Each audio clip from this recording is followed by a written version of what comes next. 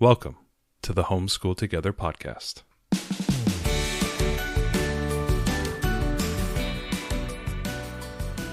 Where one working mom and a stay-at-home dad help you navigate the nuts and bolts of the growing and dynamic world of homeschooling.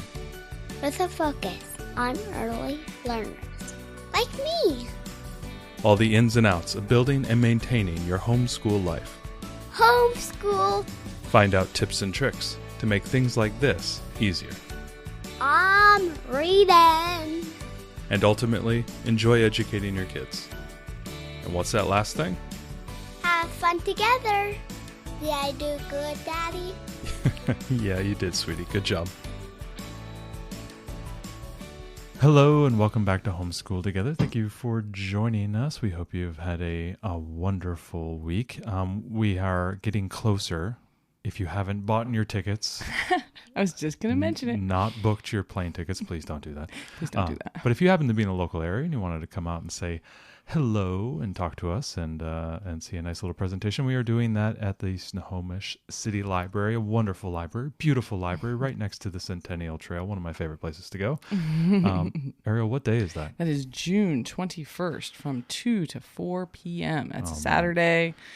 We're pumping it up. People got the bingo charts. It's the free space in the middle. The recent few podcasts is us talking about the library event that we'll be doing. So hopefully we have a nice turnout there. And if you have any questions or any friends or looking to homeschool in the next year or so, we will be happy to give them terrible advice, but in a very friendly way. No, I'm just joking. Yeah, we're hoping this is a great time if you've got folks who are like homeschool curious, not sure how to get started. They're thinking over the summer about, maybe they're not going to enroll their kids this fall. Mm-hmm. They're dabbling. This would be great to send them to because we're going to just be talking about kind of the basics of getting started homeschooling Washington. Bring some materials and kind of show people what it looks like and what an early elementary level homeschool could look like, especially with multiple students. Ariel, we released a lot of podcasts about testing, and some of the people were sitting there and, kind of like a Velociraptor meme. Wondering, I love that meme. Yes. Whenever these guys do a big time series, they tend to leave the country. And You're right. Where did we go? So, we took off for Prague. So Prague, my goodness. So it's funny because you're like, oh, you spent a month in Prague. Like, why Prague, right? That's like the very first question people ask us because even my mom was like, where is that? And it really came because we asked our kids what they wanted to do. Mm-hmm. And our younger daughter is 5, almost 6, and she's like... Food and playgrounds. Yeah, it could be anywhere. So we asked our older daughter, because she's 9, where would you like to go? So we asked her to give us some kind of highlights. And she said, I want to go to a city because she really liked, we only spent 2 days in Dublin, but she really liked that experience. She thought it was very exciting. So she's like, I want a city and I want some place with great museums, lots of things to see and do. She was very clear. She wanted to go somewhere they did not speak English. So that was a big deal for her. She was like, I really want to go someplace where they don't speak English. She was like, oh, because I was immediately like, Edinburgh, no. Scotland. So I was really, because I've always wanted to go there. So that kind of came up. So she was like, okay, I want to go to a city. I want to speak English. And we were like, all right. So we immediately started thinking about some of the big cities. And and walkability is a big thing. And right. we said this is... The last couple of trips we've done, had to rent a car. Ireland, we needed the car to kind of get around. There were some beautiful sites we wanted to go to. Last time we went to Europe, we twice. When we went to Spain with her when she was like 17 months old. We rented a car. When we went for a month, the two of us was our big last hurrah before we had kids. We rented several cars in several different countries, and it's always such a stressor on you. And you do a fabulous job driving this vehicle and obeying all the traffic laws, but you don't get to really enjoy a lot of the scenery because you're like trying to, not hit a rock wall in Ireland. So true. And you do an admirable job. So we thought, okay, we don't want to go anywhere where we had to rent a car. Let's try to stay off the car. We wanted it to be walkable. We thought about Italy, and then we realized that while we weren't asking our younger daughter what she wanted to do, she definitely was a factor, and she was not going to appreciate the art and architecture aspect of this. And she wasn't going to appreciate the slow food I don't know. Italy's the kind of place we've been sit, enjoy. We've only been once to Italy, and Speak for yourself. and Spain. Well, yeah, okay, you world traveler. But when we went, it was the kind of place where you wanted to linger over a meal. The food was so good, and it was I don't know. I was like, I can't deal with 10-minute meals in Italy. We can't. And Spain was the same way. You want to linger over your tapas. And so we were like, okay, so those two are out. We thought about Paris, and then we just felt like that was a big one. There was so much there. Kind of wanted the kids to be just a little bit older to go there. So it was like, okay, well, gosh, those are kind of that's Western Europe. We started looking at Scandinavia. We looked at like Copenhagen, Oslo, Helsinki, Stockholm. We looked at a couple there. There were some kind of cool sister city combos that we could have done, like kind of like a Helsinki Tallinn type of thing, and kind of done the Baltics. It was going to be a little chilly at the time of year we were going, so we were kind of like, and the pricing was a bit more expensive to go to those countries. So we, going for this long, we have to be a bit economical.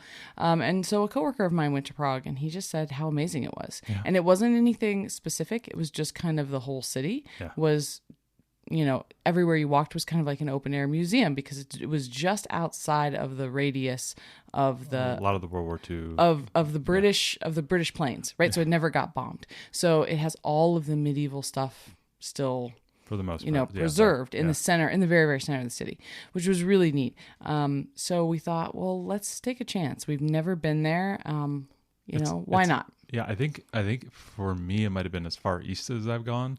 Yeah. Actually I went to Vienna, and then I think if you just draw a line south, I think Venice and that type of place is a little further east. But for me, this was like you're in the Central Eastern Europe. Yeah, this is Central Europe, and I'd never been to Central Europe. Very different feel. Very different. Very different feel. It was really cool. I was excited about it. It has such a storied history. Especially in the 20th century, a lot of conflict there and stuff, but also a lot of history that goes back, thousands of years. Right, to the Romans. I mean, there was a lot of, Yeah, it's really cool. It was a cool thing. And we looked at it, and it just kind of like sparked our interest. And always we were reading online, very affordable European city as well. Not like cheap. Not cheap. No, I wouldn't say cheap, but... Midwest cheap. People in the States know exactly what I'm talking about. Yeah, it was not Seattle prices. Things in Kansas and Missouri tend to be a little bit cheaper than they are in Seattle or California. Yeah, absolutely. But it was about that pricing on everything, even meals and whatnot. Yeah. Right. It was really great, and we decided that this was going to be kind of our big trip. And while we could have taken trains to lots of other places, one of the things we really love to do when we travel with our girls... We were thinking about maybe Poland, because it's only a couple hours away. And we were like, maybe go to Dresden. Dresden's 2.5 hours away. Vienna's only like 6 hours. We were like, we could go to other places. There were options. There were definitely options. But one of the big things that we love about the slow travel, especially with our 6-year-old, is just getting to settle in, make a home base and be there and get the experience of what is it like to live in this place, not just 2 days here, 3 days there, 2 days over here. And it can be really tempting to do that when you haven't been before, and you're like, well, I want to see all the things. Yeah. Or if you have older learners, like maybe teenagers, that they're a little bit more amenable to the more quicker lifestyle. I think they're definitely easier, right? They can roll with the punches better. But at the same time, I have a friend at work, and she did this with her 2 teenage sons. One's like 19, the other's 16 or something. And they did this, and they kind of bopped around between Italy and France and different places. And when she came back, she was utterly exhausted. And vacation from the vacation. Yeah, she actually said she just didn't really enjoy much of it. And so I think the slower travel, maybe you don't have to stay as long as we did. No. But I think if you could stay in some place like 10 days to 2 weeks, you have a chance to settle, just to be. There's an argument to take a down day or two. Right, because every day doesn't have to be the top thing. And there was days when, our younger daughter got sick. She got a cold.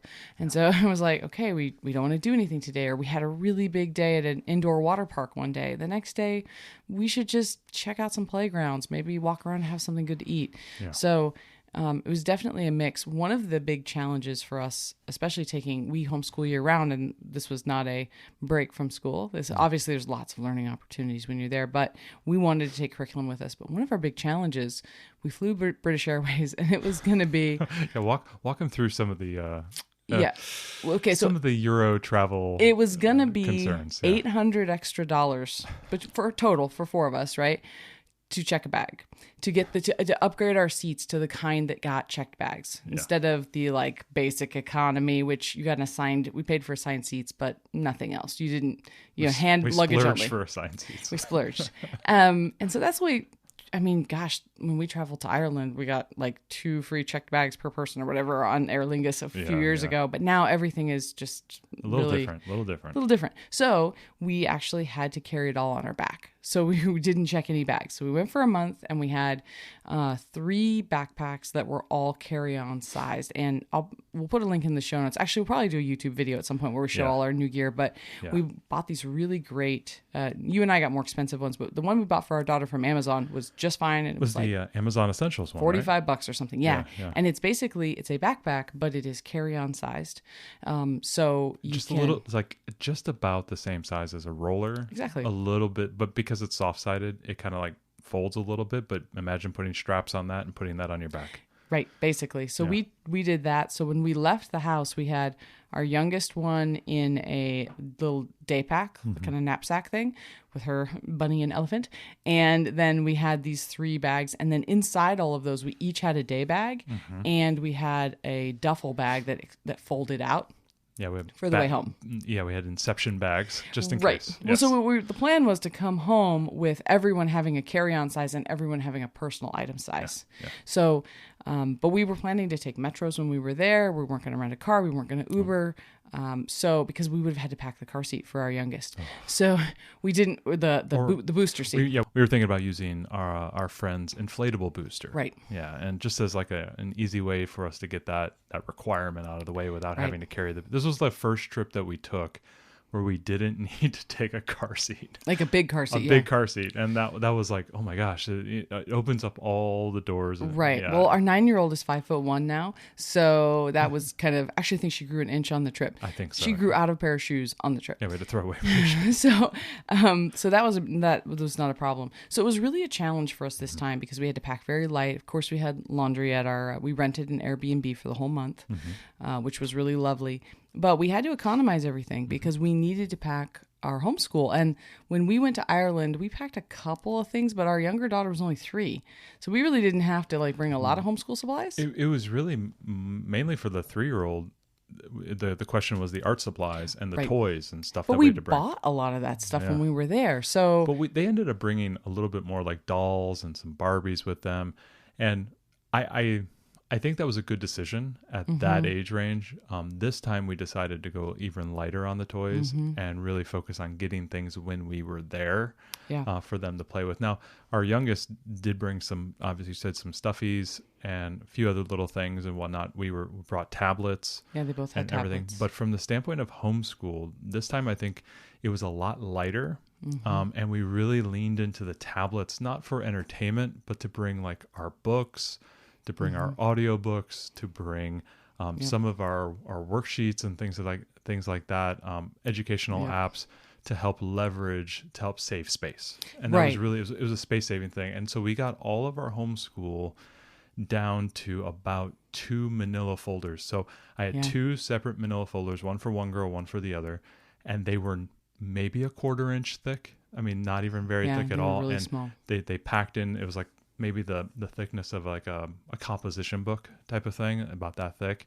And we were able to just stuff that. And then everything else went on the tablets or onto my phone. If I was going to read, if we were reading books to them, we tried to really go as digital as we could this time to help save time and space. Yeah, we checked out books from the library, both audiobooks and ebooks, and put them on the tablets. And then both of our girls had styluses for their tablets. So we were able to put worksheets on the tablets for them to do, which actually worked out really nice. It did. And so they were able to read on that. We were able to read to them from digital sources. And then so we just took the pages of our math. Yeah, so we brought primarily Math Mammoth for our oldest. We also brought some Beyond the Code for her to do some reading comprehension and short stories, because we couldn't bring our All About Reading. So both girls are on All About Reading level 1 and 3 respectively. We paused that about a week before we left, and I went ahead and flipped over to Explode the Code for both of them. So our oldest was doing Beyond the Code for her reading comprehension skills there, and our youngest was just doing the basic Explode the Code, and she is now into Math Mammoth. She had just finished her Right Start level A. I believe it's level A, just before we were about to leave. So I went ahead and flipped her into the next level of Math Mammoth, which would be the first grade Math Mammoth, Mammoth 1. And we went ahead and just, pulled some sheets out for that, stacked those up. And so everything was just in sheets of paper. So they were totally consumable.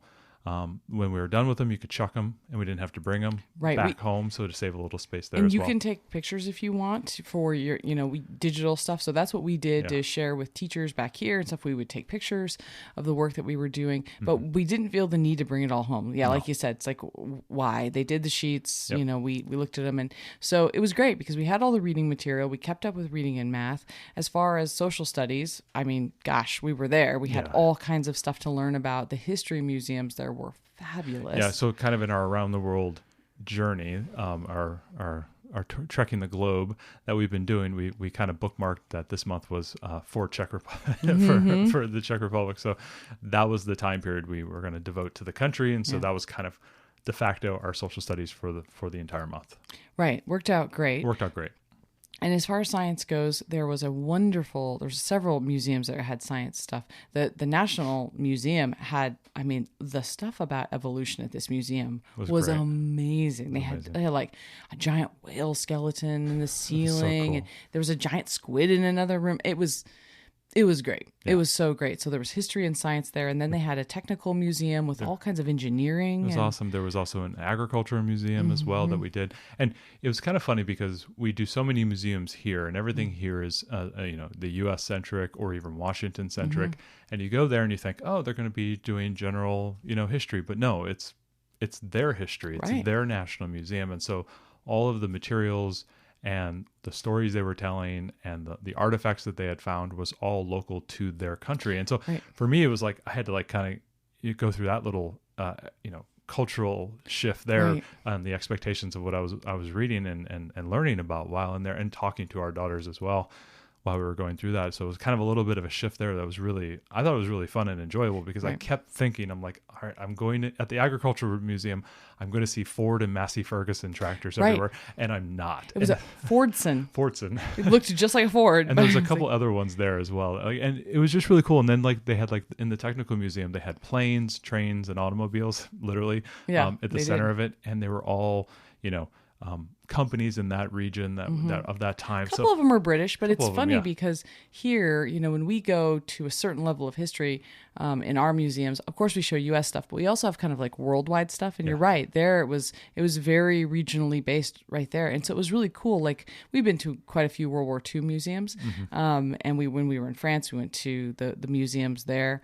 Along the beaches and stuff.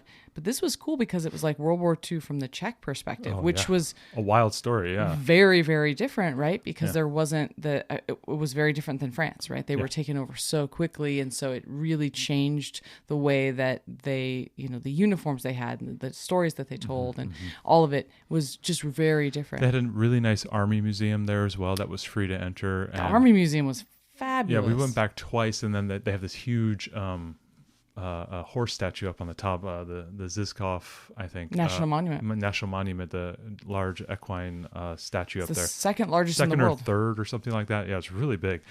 So that was like, just cool things we could go see. And they had experience. Like their Tomb of the Unknown Soldier. Yeah, totally. It was perhaps the best zoo I have ever been to. Yeah, the Prague Zoo. Right, in my life. It was amazing. It was such a good zoo. So it was really fun. I would say if you are going through Europe and you only want to go for a few days, it's a solid 4-day stop.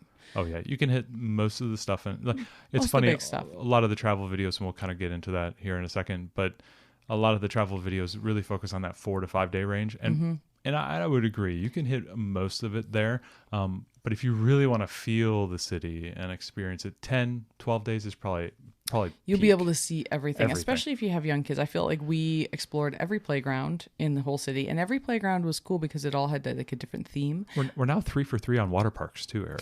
Right. Yes. So we did the Aqua Dome in Ireland, and then we obviously Went to Florida. a couple water parks. Bunch of water parks there, and then this one was the Aqua Palace? Aqua Palace, Aqua Palace, and it was really good. It was actually really good. Their OSHA laws and safety laws are a lot different than the United States. They are very different. Yeah. They don't need attendance at the top of the water slides. I don't know that was a good decision, but anyways, or at the bottom.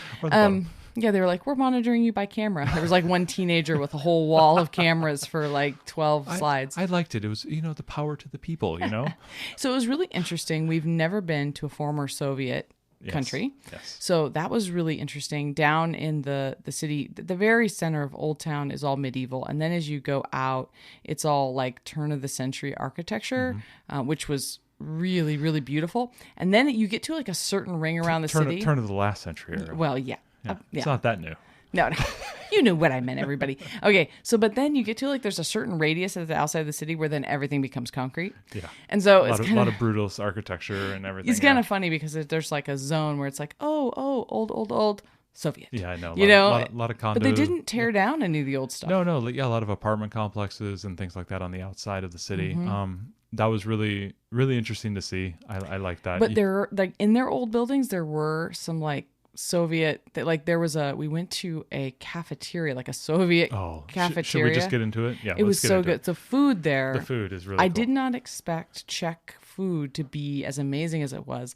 I mean, every culture has amazing food. I don't know why I expected this to be any different. We talked about this. It's like, I think it's like the South, had a fling with Ireland, and like you merge those two food cultures. I don't know. Because a lot of meat and potatoes, a lot of stews, a lot of there was some good fried stuff. A lot of great like kind of stewed vegetables and stuff. So it just feels like I'm eating like stewed meats and everything was comfort greens food and all that great stuff that I grew up on, right? Right. Well, it's all meat and potato. Yeah, it's all like very comforting food. They love their meat there. It's meat awesome. And really rich and wonderful gravies with these steamed dumplings that you eat with. They're like pieces of bread, basically soft pieces of bread.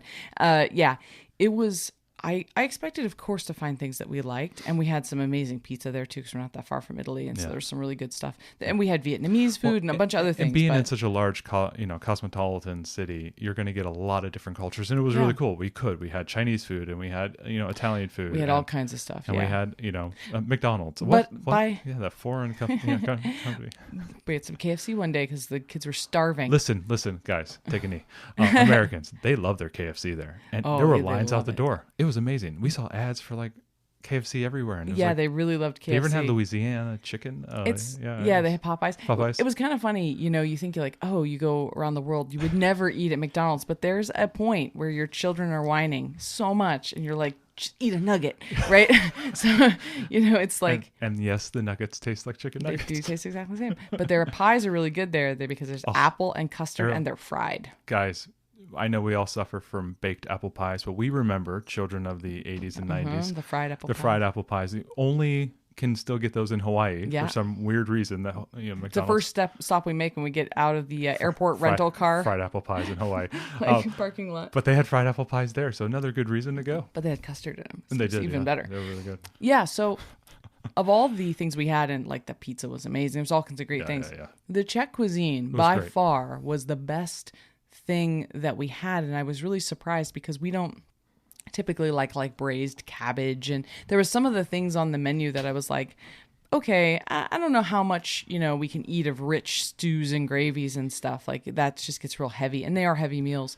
The answer is yes. They were so wonderful that it was like every day I was like, Svíčková, yes, I'll have that again and again and again. Goulash all day long. Yeah, the goulash is not what you think it is. It was really good. Yeah, it's not. So they had these great cantinas in the town, and it felt like it was basically a cafeteria. It was like a Soviet cafeteria inside these really old buildings. Oh, and they were beautiful. And so you walk in, it's probably the cheapest meal in town. Yeah. You get a little tray. It's like you and some construction workers. Zero, because no it's Prague. English. Most, big cities all in Europe, you get a lot of English speakers. Yeah. Most people can kind of speak English, which is kind of cool. It makes things easy for us. But when you go in there ain't no English. You need to come with your best dobry den and prosim and all your good words that you learned on the flight over. Good day. And the girls were great. I mean, they walked into this place they did. where, and this was such a great experience. I wasn't sure how it was going to be with different language, but I highly recommend trying it. When your kids are of an age to kind of understand how to learn a few words, because boy, it was just like filled with people who were working and stuff, you know. Real good people. And then the girls just grabbed their trays and went up there, and then they ordered, you know, what they wanted, and it was great. Everyone was so nice. They were. And the food was fantastic. It was. So yeah, they had, and so we went to a number of these. We also went to other restaurants too, and everything. We went to all kinds of tried all different different types of things. But those cafeterias for lunch were really cool. It wasn't like a cafeteria here. It Yeah. was good. It was like, I'll have the confit duck. Yes. You know, I mean, you had to order and check, but there you go. Yeah, sure, absolutely. So let's talk a little bit about getting around the town and kind of the area. Prague is a huge city, like Really big. area-wise. Like it's a very large city, and they have just superb public transportation. Yeah. I am not a public transportation guy. I never have been, never dug it. Tried it here in the local area. It doesn't really work for me. And I was a little leery about using it. But man, they got their act together there. It's amazing public transit. So they have essentially three modes of movement. They're essentially their subway, which is like an underground, you know, typical thing that you would know and expect. They have a vast and extensive tram system and bus system that come all around the town. And then there's also obviously trains that kind of take you out into the surrounding areas, and then they can connect with other little smaller regional trains that can get you to more remote areas. The trains were really cool, but the thing we ended up using the most between the three of them were the underground to get us to the main locations, their subway system. But then the trams were just, the above ground trams were so cool. And it was a super walkable city. There's a river that runs right through the center, and there's some islands. The Vltava, yeah. And there's some islands in the middle, and they have different playgrounds, and playgrounds there are a little different because it's like, you know, you get this playground, and there's a little, you know, the snack shack that's at some playgrounds, especially they have ball fields. There's a bit of snack shack, except this one has beer. They love their beer here. There's even if you're going paddle boating on the river, there is there's a bar boat. It's like bright pink. Playing great 90s techno music. Right. They're playing like all this great music, and it's like pink, bright pink, and you paddle boat your way up to it, and they serve you beer. So there's beer everywhere. It was almost as cheap as tap water. Almost as cheap as tap water. Yeah, tap water costs. And bathrooms cost. So that was something too bathroom. We had to be a little bit cautious about. And it's not like a little coin. You pop in the coin, you get to go through the kiosk. They had like, you know, a little old Czech lady there collecting the money. Right. Oh yeah, there was like a real person. And she would tell you, no, not enough money. You better hold it. Right. You know? Right. So you have to pay everywhere.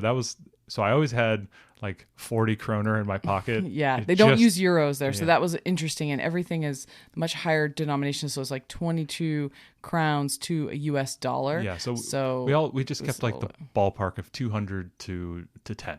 $10 was 200 kroner essentially. Yeah. And that was a good multiple for us. Yeah. We were able to get kroners through our bank. And that was pretty easy to do. You can do the exchange there and save a couple bucks, but we just felt like it was easy to get it here. Well, and also before we went, pretty much 98% of the places we went to, they took credit card or Apple iPay. Almost everywhere was tap. It was tap. It was tap everything. Yeah. So from that standpoint, it was super easy. We just used that. Credit cards pretty much everywhere to pay for everything. So I think it was a very accessible city because we went in April. It wasn't quite so busy as it would be in summer. It's a very, very popular city. Very popular. We stayed outside just a little bit in Prague too, in Vinohrady, which was kind of like more of a residential neighborhood. It was really quiet. It was really nice. But still in the city, really close to the metro. And so I think what was great about it was, if you're looking for a city that's, you know, something a little bit off the beaten path, a little bit different,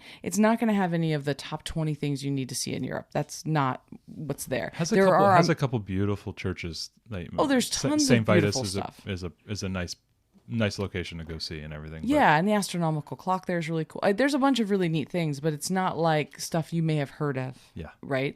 Yeah. But I think it's such an inviting city with such great food, so walkable. Well, you can walk the entire town from one end to the other, and we did many times. We just like used gelato as like, girls, just a few more blocks, and there's gelato, and it's like $2 for a giant cone of gelato. It was amazing. And so if you're going to, you know, some location, I know there's always a lot of trepidation around the children. We had the biggest concern, which was the littlest one and her little feet, and we love to walk, and we knew we were going to have to do a lot of walking, and my shoulders were, I was training. I was preparing to 64 pounds now. To put all 64 pounds on my shoulder and hoof it across town. But man, that little girl surprised us. And so keep that in mind with your kids is, they may surprise you. They may be interested in that thing you didn't think they would be interested in. This little girl hoofed it around that town. I was very proud of her. We did bring a highly collapsible scooter, which we will link in the show notes. I'll put it on the show notes. This was really cool. It fit in the backpack. It's designed to go into like a school locker. Yeah. It is not, the children cannot break it down. It has to be a parent who has watched the video on YouTube at least 40 times. Yeah. But once you get used to it, you can break it down. You will be asked to scan your bags and open your bags in the airport. They cannot figure out what that thing is. We were like, it's a scooter. Even when you pull it out and show it to them, it's got the 2 wheels, right? They're looking at it, and I'm like, it's a scooter. They're like, are you sure? I'm like, yeah. Yeah, do we need to fold it out? You want me to unfold it? She goes, okay. I got pulled aside. I think every airport we walked Every through. airport. Yeah. But it was nice because it could go in a locker. So we would go to a museum or something. We could break it down and shove it in a locker. And we didn't let her like free scoot on the sidewalks necessarily, but we'd put her on it and you could just push her on the back. Mm-hmm. And, we could it was an easier way to get her, and we used it quite a bit. I think it was worth taking. It was. But yeah, I think that we definitely underestimated. She's very food motivated, so we did, help her get to the next places by promising treats and things. And she's our little Labrador retriever. Yeah. Well, I mean, we were getting like over 20,000 steps a day. Her little legs were probably getting 25. 45. Who knows how many? Her legs are small. So, and she really, most days she walked the most of it. Yeah.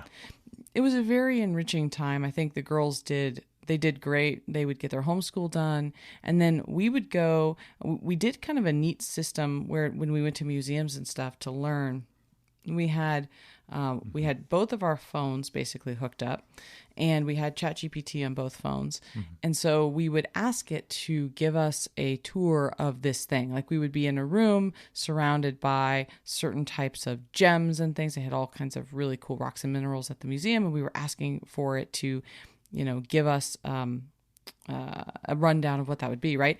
So your phone, you would ask it for that, and then you and I would share an earbud. And then on my phone, I'd ask it the same thing, and our girls would share earbuds, but I would ask Chatty to put it in terms like that an 8-year-old could understand, so kind of between the two.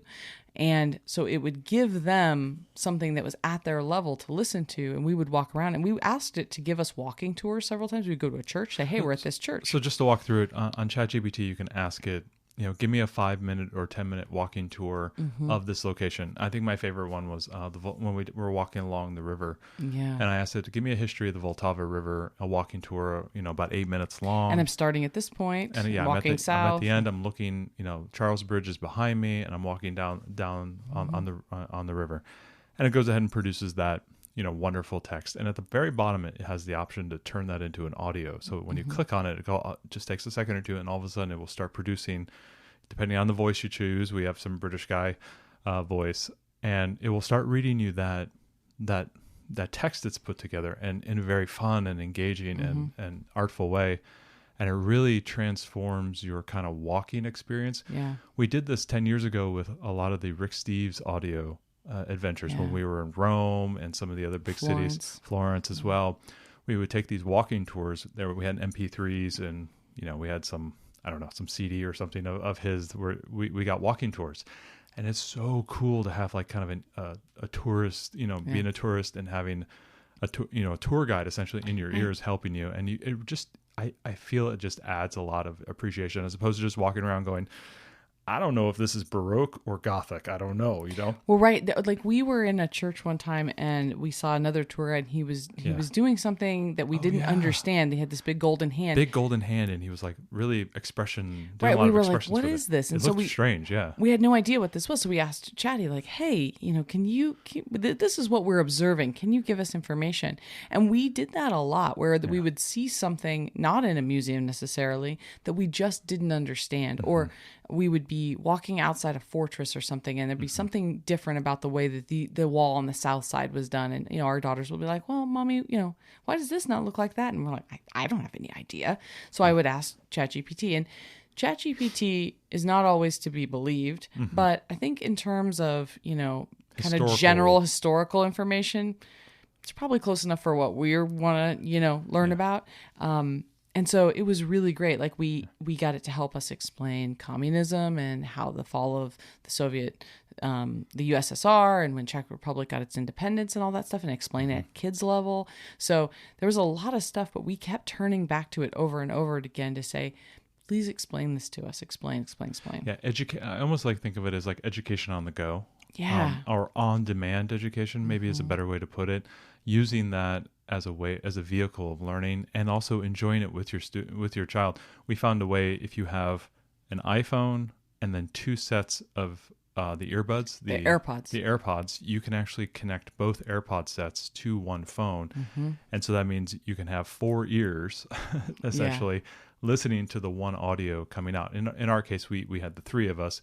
Well, more often than not, the little one got her Yodo and got to listen to, an audiobook while she was walking around. That made her plenty happy. Which we found a really great, I'll link this, not to interrupt, but we got these really great headphones for our youngest that actually were outside of her ear so that she could listen while she was scooting, and we could still talk to her. There's a term for that. I can't. Jawbone or something. I don't know. Yeah. Anyway, but they were great and they were soft-sided. And she would listen to her Yodo through Bluetooth playing stories. Right. Well, we would listen on 2 sets of AirPods that were hooked to just one phone.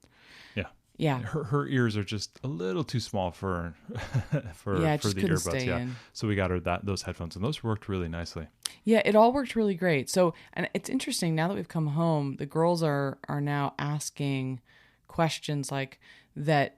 They got very used to being able to ask questions, and we would look them up right away. So now they're asking questions. What's the largest mountain in the world? Yeah. What's the biggest building in the world? What's the, oldest person in the world? Very What's the tallest person in the world? They were asking me all these questions. So now I think they've gotten used to like, hey, we can ask questions and get really quick answers.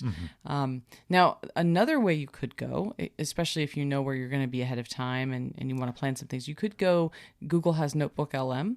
And if you input information there from several sources, Britannica or wherever you want to get your source information from, it will actually make a podcast. So if you like the kind of back and forth 2 hosts, which maybe you do because you're listening to this, how do they not know that we're not a VO3 Notebook LM podcast? So it'll create a podcast for you and explain. Like we had one had it create a podcast on the history of Prague so we could understand it, and it was shocking. It was shocking. It was very engaging and very interesting. So if you don't want to kind of just, read text, I'll put that link down in the in the show notes below. I would definitely, or if your kids really like that conversational style, especially if you're a family that does like Curiosity Chronicles and you really like the back and forth, you might use something like Notebook LM to help you get that podcast format with the conversational style that you're used to. Yeah, really taking advantage of the technology to accentuate the learning opportunities as opposed to just like kind of just wandering around the town. Let's take advantage of the technology.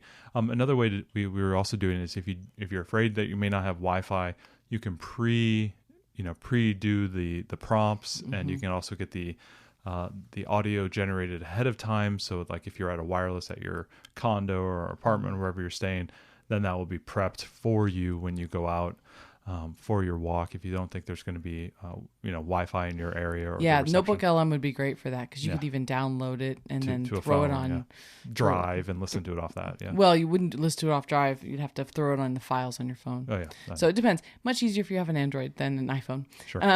So there's lots of options. But yeah, we use that extensively. We use Google Translate quite a bit more than we did on our last trip to Europe. Yep. Taking advantage of the Google Lens option on there. That was great. Really cool. So this is basically it turns basically into a camera. You put it up against whatever text you're doing, and it takes about a second or two, and you need access to the internet, so you definitely need good Wi-Fi there. But it will take all the text you're looking for and then go ahead and translate that to whatever language you need, and that is super helpful. I think it did download the language. I wonder if it does work offline. Probably not on the camera option. Oh, I see. On the actual translations, if you're just doing text translation, so if you dictate into the phone and you'd like that text to then be translated for whoever you're talking to, or have them read it, which I actually used at least a dozen times or so. Right, you helped some Germans out. I helped some one Germans time out until I figured out they could speak English. But yeah, that was funny. They were trying to speak between German and Czech, and it was a whole thing. Yeah, it was. We were like, "Here's a Google Translate," and it actually works pretty well. Yeah. It doesn't. there was at one point where there was some policemen speaking, and I was trying to figure out what was going on, and so I tried to get it to like catch them really quick. That didn't work very well. You have to be pretty intentional. You have to really speak into the phone, but it did work pretty well. I was pretty happy with it. Overall, it was easier than I thought it was going to be to travel with the kids. They really settled in so quickly, and we were mistaken for Czech most of the time, I would say. German sometimes for me. Well, you're giant. Yeah. So, but the rest of us, I mean, we would go to museums and stuff, and the docent or whoever was in those rooms spoke only Czech to us. Your Dobrý dens were wonderful. They were very good. You fooled everyone, Erin. I did. You know, you say Dobrý den, and then they'd start rattling in Czech, and you'd be like, English, sorry. You know, but they were like, oh, your pronunciation was good. So, but yeah, I think the kids blended pretty well. At one point, we met up with the the Czech Girl Scouts.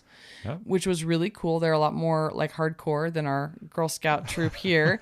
There were like 2 weeks of camping in the summer and survival training, and they did all kinds of things, but they were lovely. They were really nice. Very nice. The one thing I would say about traveling, and this has been true, I think both times we went to Europe, but more true this time, we always anticipate just buying art supplies, which worked out great when we went to Florida last year. That was fine. It is harder. It is harder to find kids' art supplies in Europe than one would think it should be, right? We have them at every grocery store here. Yeah. So you know, we're so used to kind of big box stores here in the U.S. where, you know, you can go down to a Walmart, Fred Meyer here in Washington area. You know, you can go to these stores and I can buy a pair of shoes, a shirt, eggs, painting supplies, and a new TV. And, you know, and all in one location. And that just wasn't the case there. And we did have to figure out where to go. Obviously, we fell back onto our Tesco knowledge from Ireland, which really helped. Tesco's essentially like kind of a quasi Walmart that they have there. But it's much smaller. Much smaller. Like their Tesco hypermarkets are smaller than the Walmarts that we have here. Yeah. And then kind of like an American Safeway. Then they have the Tesco Expresses everywhere. And then they had all these like little shops like Albert's and all these little other stores that were just essentially food markets. Yeah, they had little convenience stores called Potravni's. Yeah, our little local Potravny was amazing. We shopped there all the time. It was great. It's funny because we had to walk with everything. So we actually packed a bunch of collapsible bags and stuff, grocery bags in our luggage so that we were able to go. I had to use that a number of times. It was a little bit harder to have a lot of food supplies at the house. Yeah. Like when we were in Ireland and Florida, we had the opportunity, Florida, we just drive to the Walmart that was down the street, stock up for like a week and call it a day. We found that we had to do a lot more like day-to-day shopping for meals, had to be a lot more intentional about what we were making and we were going to make. We had to think about it a little bit more. So there was that as well. It was because it was hard to bring like, a huge amount of groceries home if we're, riding on the tram, carrying, I trained for this, right? Men train for this to carry 9 bags of groceries in each hand into the house. Do they? Yeah, we do. No, it's a secret. We don't tell you ladies about it. So it's true, but also they didn't have as many like kid foods, right? We would have a lot of granola bars and fruit leathers and goldfish in small packets, snacky foods. And our children, I don't know if it's just an American children thing, but they want to snack all the time. And so it was a little hard to find things to snack on. So I think my only advice would be if your kids are ones that like love crayons particularly are very difficult to find. They were hard to find when we were in Ireland. They were hard to find in Prague. Prague's a giant city, and we went to store after store to find crayons. Crayons aren't as big. Colored pencils and markers are bigger there. Yeah. So, but if your kids love crayons, I definitely pack some Crayolas. It was very difficult to find like a coloring book.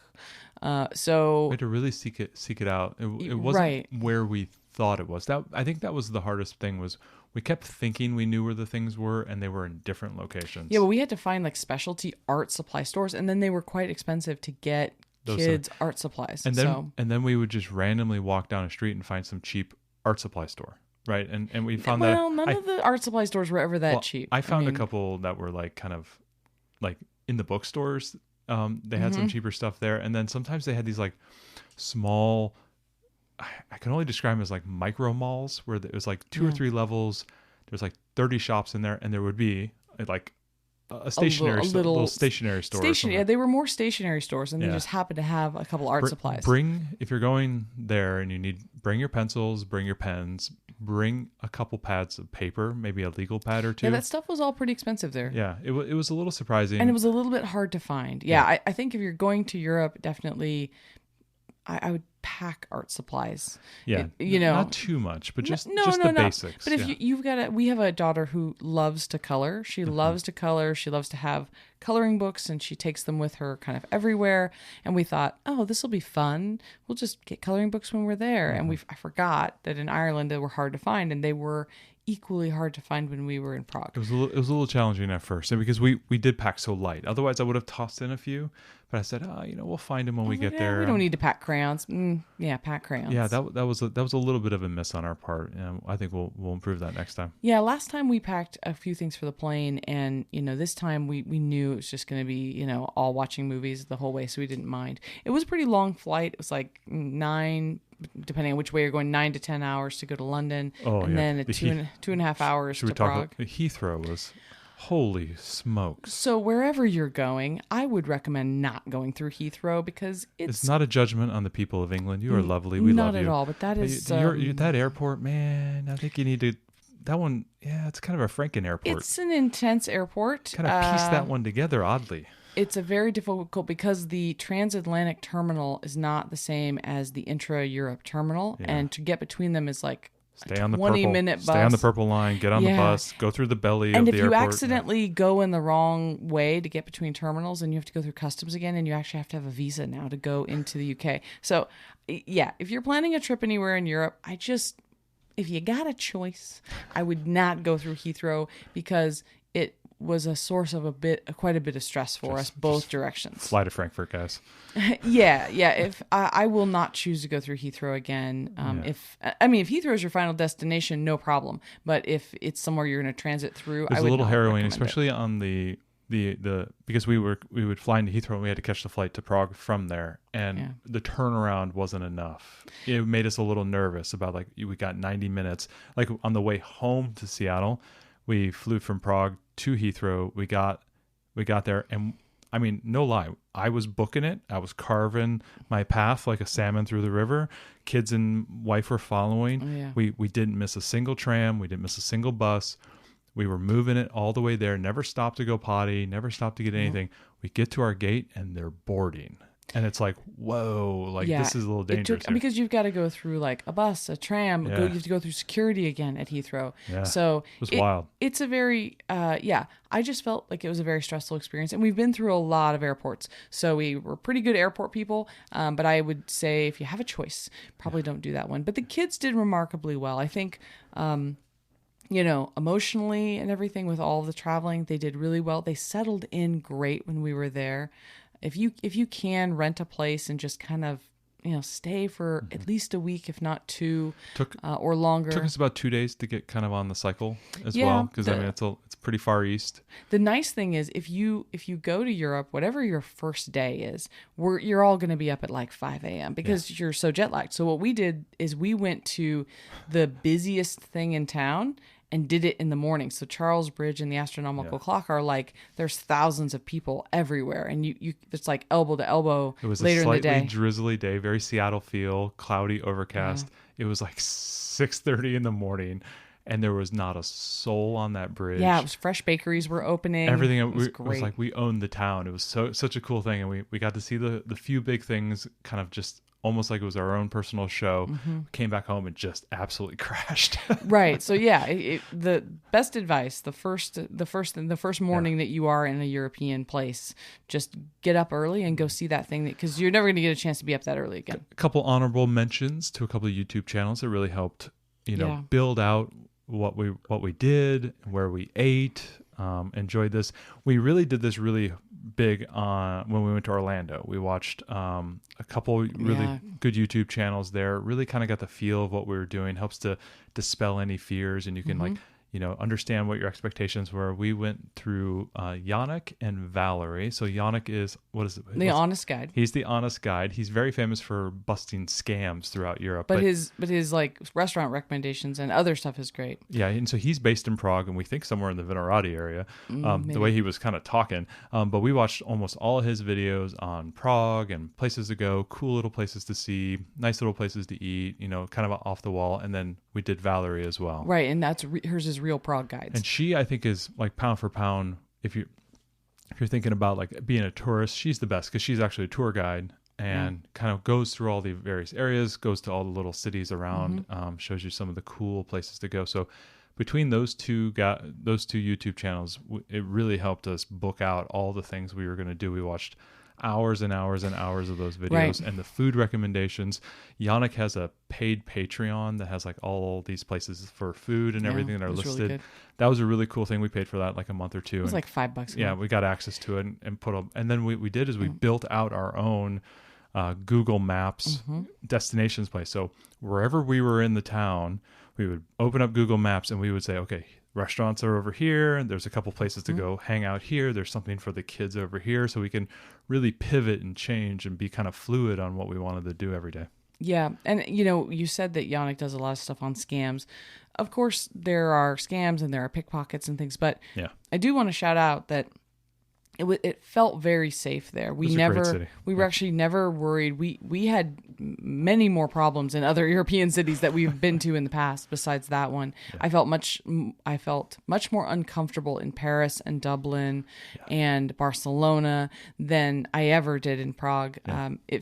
It felt very safe to us. And it was a great city. Yeah. Yeah, we really had a wonderful trip. And so I would encourage you, look off the beaten path. I know everyone wants to go to Paris or to Rome or whatever, but I think looking at, some of the smaller cities or different cities that we don't more commonly think of, it was a great experience. Especially if you are looking to do kind of a tandem city experience there. Vienna is just, as you said, 6 hours away. Or you could do Budapest and stuff. So if you want to do kind of like a 20-day thing where you do like 10, 5 or 6 days here, 5 or 6 days here, 5 or 6 days here, it's a nice little quadrant of Europe that I think is obviously very popular, very busy, but maybe a little bit, you're right, off the beaten path, maybe not the big high-flying names that everybody here in the States knows about.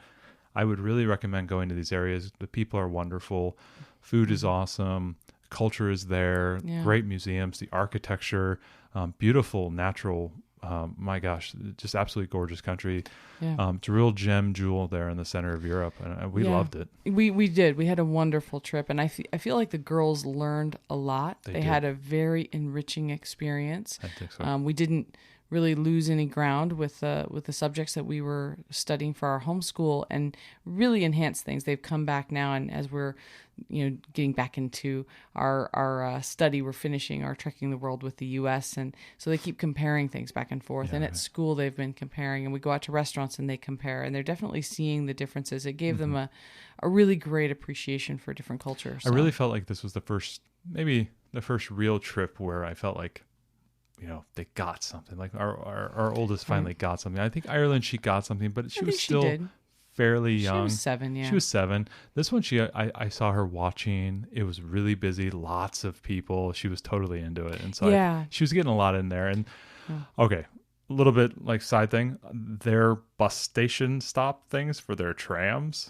little concerning. That would probably be the least safe thing. Yeah, so they have some things that are just like we would never do, like it's just a 4-foot wide curb in the middle of rushing traffic. Traffic's on the left and trams on the right. Like in the U.S., there would be at least like a steel wall between the two of those, and we wouldn't be. No, it's just exposed. You could step right out in front if you had to. So there's a little bit of fear there. I was a little concerned about the little one. Like I was like death grip on her. Right, and the metros come very fast. But man, she just figured it out, and she learned the rules. She did her soldier stop at the end of a street and waited for us to catch up. We saw the soldiers changing the guard at the palace at the Prague Castle, and so we used that to great effect for the rest of the trip to get her to stop before she would cross the street. And so it was really good. Yeah, it was really good, and I think that you're right. It wasn't some of the safety stuff wasn't exactly what we were used to, but it was still very nice, very clean. Great. So very clean. Like Very clean. Shockingly clean. Lots of graffiti, but very clean. Yeah, you just kind of you get used to that. European cities have a lot of They graffiti. have a lot of graffiti. But man, it's super clean. Wonderful place to be. I really enjoyed it. Yeah, I did too. So that's our time in Prague. We loved it, and we're happy to share it with you. And so if anyone out there wants to go and wants advice on what we really loved most or whatever, shoot us an email at homeschooltogetherpodcast@gmail.com. I'm happy to give you our insider recommendation things, because we definitely felt like more like locals by the time we left. It was a great experience. Thanks so much for joining us today and making us a part of your homeschool journey. Please engage with us on social media. Join our Homeschool Together podcast group on Facebook and find us at Homeschool Together Podcast on Instagram. We'd love to hear your feedback, questions, and recommendations. Until next time, Happy homeschooling!